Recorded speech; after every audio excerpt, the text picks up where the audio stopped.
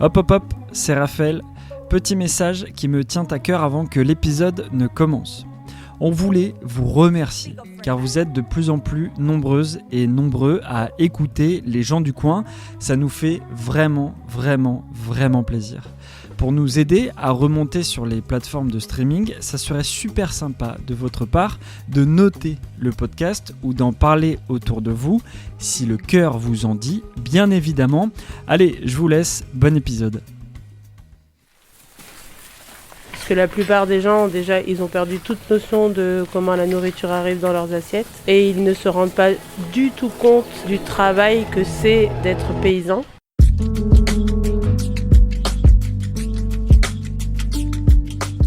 Voilà Christelle. En 2007, cette éleveuse de chèvres s'est installée à Billy, c'est dans le Loir-et-Cher. Et depuis 18 ans, elle ne tire aucun revenu de son activité alors qu'elle a 2 enfants à charge. Du haut de ses 46 ans, elle dénonce un système financier qui étouffe les petits paysans.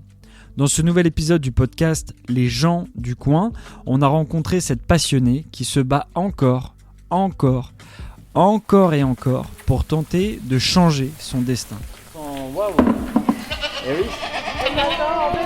Ça sent la chèvre. Ah oui, ça sent la chèvre, surtout que là c'est tout fermé parce qu'il y a un peu de vent, donc on n'a pas trop ouvert. Ah oui, ça sent la chèvre, oui. Il y en a quelques-unes quand même. Donc, Oui, vous en avez combien alors ? En tout, il y en a 260. Ah oui, quand même. Oui, c'est un bel élevage. C'est un bel élevage, ça commence à faire... Pas mal de bêtes. À atteindre les limites de ce que moi je peux faire, quoi.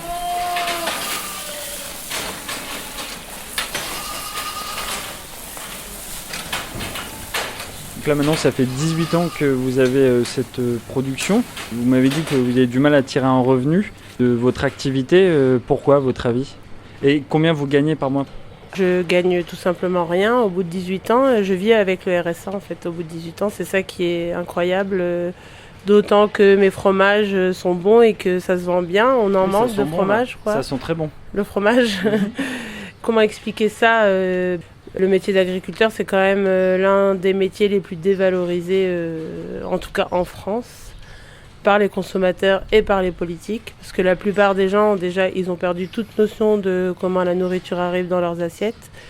Et ils ne se rendent pas du tout compte du travail que c'est d'être paysan. C'est-à-dire, pour certains, travailler 7 jours sur 7 et jamais avoir de repos, ne serait-ce qu'une demi-journée de repos. Moi, par exemple, je ne connais pas. Et je pense qu'il y a beaucoup de mes collègues qui sont dans le même cas que moi. Ça mange combien de fois par jour ? Vous faites ça combien de fois par jour de donner ? Les céréales, c'est 3 fois par jour. D'accord. Le foin, c'est 2 fois par jour. Et on repousse tout. Après, quand elles auront un peu mangé, je repousserai le foin, le fourrage pour qu'elles puissent s'attraper. D'accord.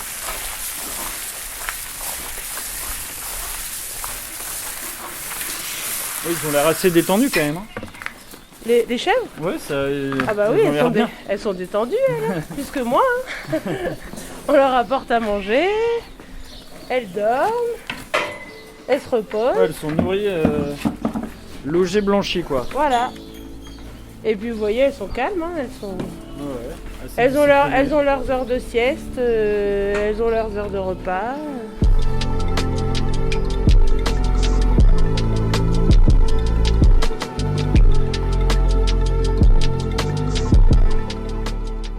Pourquoi vous continuez alors à faire tout ça ? Qu'est-ce qui vous plaît dans ce travail-là ? Évidemment qu'on ne fait pas ça que pour l'argent, mais il faut aussi en vivre. Alors moi, j'ai jamais fait ça pour l'argent.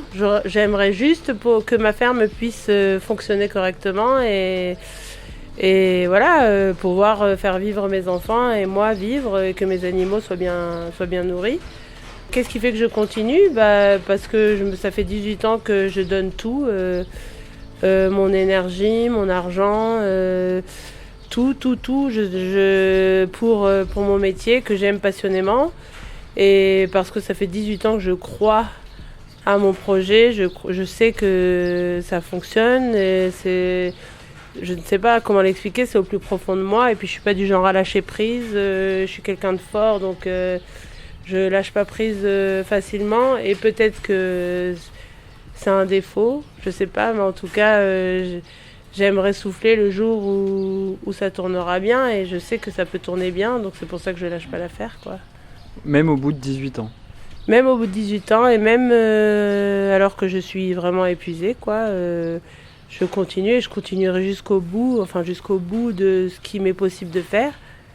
Et puis si ça fonctionne pas, mais au moins je pourrais pas me reprocher. Et puis mes enfants, ils ont aussi un exemple, je donne aussi l'exemple à mes enfants de certaines valeurs, et de la valeur du travail et de la valeur des convictions.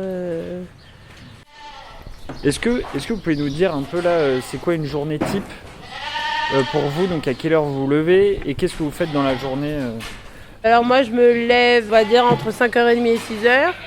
Je suis généralement à la chèvrerie à 6h30.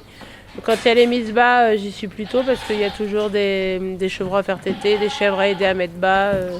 Ensuite, je nourris les chèvres ou je pousse le foin. Donc là, c'est ce qu'on a vu, hein, vous venez avec des seaux. Voilà, des seaux remplis de céréales et qu'on distribue au cornadier pour que les chèvres puissent manger leurs céréales. Et ensuite, je commence la traite. Sachant que la traite, elle commence à 7h et généralement, il y en a pour, en ce moment, vu il n'y a pas toutes les chèvres à traire, il y en a pour 2h le matin, 2h le soir. Donc vous avez ces 260 chèvres, vous élevez aussi 2 enfants, enfin, c'est-à-dire que vous êtes maman aussi à temps plein, toute seule. Qu'est-ce qui est dur dans le fait d'être agricultrice, d'être une femme seule ? Les complications, c'est que moi j'élève seule mes enfants, donc il n'y a jamais personne pour m'aider avec mes enfants. Donc mes enfants, c'est moi qui les emmène aux activités, c'est moi qui les emmène à l'école, c'est moi qui les emmène chez le docteur, c'est moi qui va faire qui vais faire leurs courses pour manger. C'est moi qui assume tout. Alors je me plains pas, hein, c'est mes enfants et je les aime plus que tout et c'est comme ça. Mais en plus allié à ça le travail de la ferme 7 jours sur 7 sans jamais de repos en fait. Ce qui est compliqué, c'est qu'après, mes enfants, ils n'ont pas du tout le même rythme de vie que les autres enfants. Ils ont mon rythme de vie à moi. Ils partent jamais en vacances, jamais en week-end. Après, je fais en sorte qu'ils aient des activités extrascolaires. Ils ont une vie sociale très, très équilibrée. Mais ils n'ont pas la même vie que tous leurs copains qui partent au ski, qui partent en vacances à la mer, qui partent à Disneyland, qui partent peu importe où. Mais ça, ils connaissent pas. Et, ils ont quel âge ? Alors, ils ont 8 et 10 ans. Mais donc, c'est comme ça. Ils sont pas nés dans la chèvrerie, mais presque.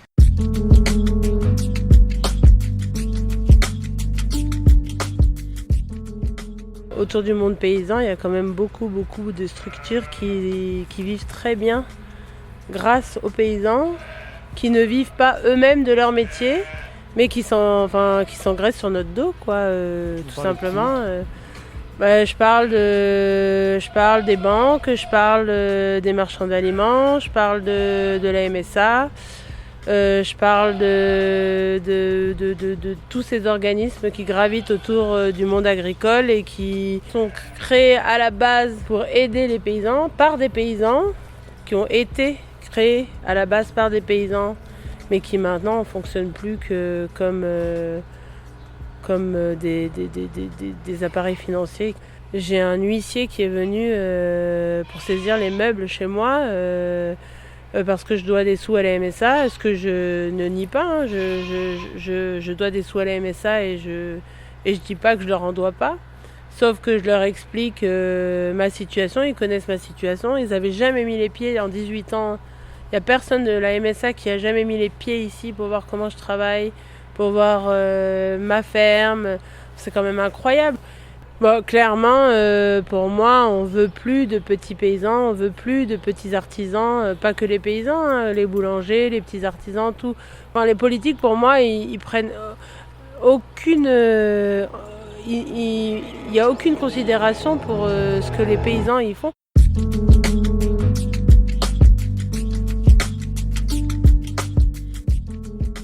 Et donc là, vous me disiez, elles sont en enclos parce qu'il y avait un peu de vent ? Là, oui, avec le temps qu'il fait actuellement, humide et vent, les chèvres, elles n'aiment pas trop. Hein. C'est pas...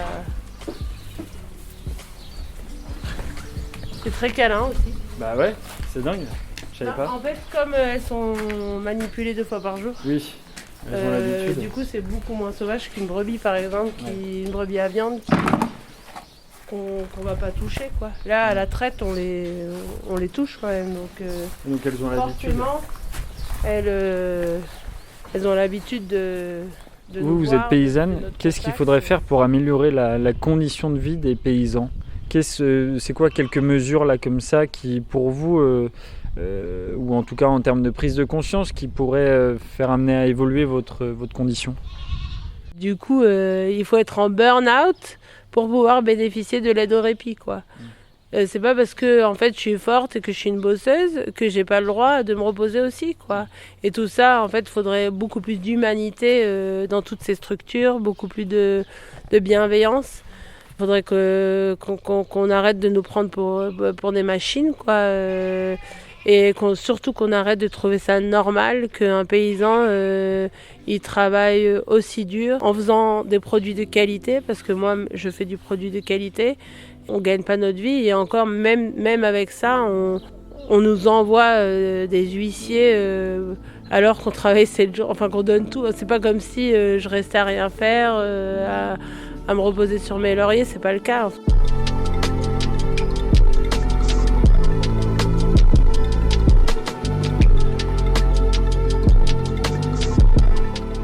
C'était un nouvel épisode du podcast Les gens du coin. Merci à Christelle d'avoir bien voulu partager son quotidien avec moi le temps d'un après-midi. Et merci pour le fromage, on a dégusté ça. Vous pouvez retrouver tous les reportages sur vos plateformes préférées. Et nous, on se dit à la prochaine.